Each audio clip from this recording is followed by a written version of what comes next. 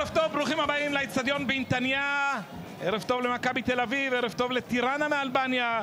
סיבוב המוקדמות הראשון בליגה האירופית. מכבי תל אביב מצטרפת למשחקים האלה ורוצה להשיג הערב הזה יתרון כדי לנסוע בשבוע הבא לאלבניה עם יתרון שיספיק לה ולעלות לסיבוב השני. במשך 4 ימים מאז החתימה טל בן חיים לא מפסיק לפרגן למכבי תל אביב. עכשיו רואים את ההתרגשות האמיתית שלו. שימו לב לעיניים שלו דומעות, הוא מסתכל על הקהל. אפילו שמעתי אותו אומר את המשפט, לאן שהגעתי, הגעתי בזכות מכבי תל אביב. חצי גמר אולימפיאדה 96 נגד ניגריה. היינו בנבחרת, רגע, כהן! ברוך הבא למכבי תל אביב! מזל טוב ליום ההולדת, מזל טוב לשער הראשון שכובש את הקבוצה הזאת בעונת המשחקים 2017-2018. איזה דיוק בבעיטה, איזה יופי. מכבי תל אביב עם 1-0.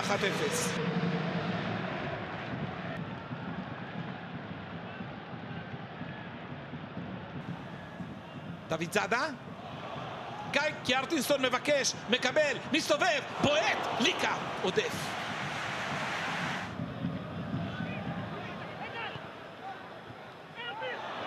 עכשיו כדור הרוחב, ועכשיו דסה יכול לכבוש, והוא כובש!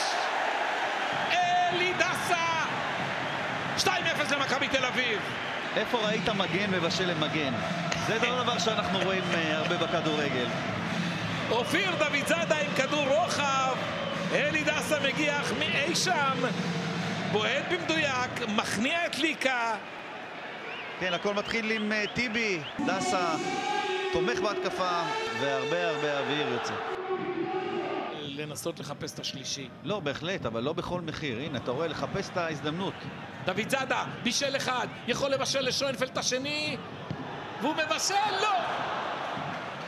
יונתן כהן הפעם לא מדייק בבעיטה. אולי לילה לבן בתל אביב, אבל כאן לילה צהוב.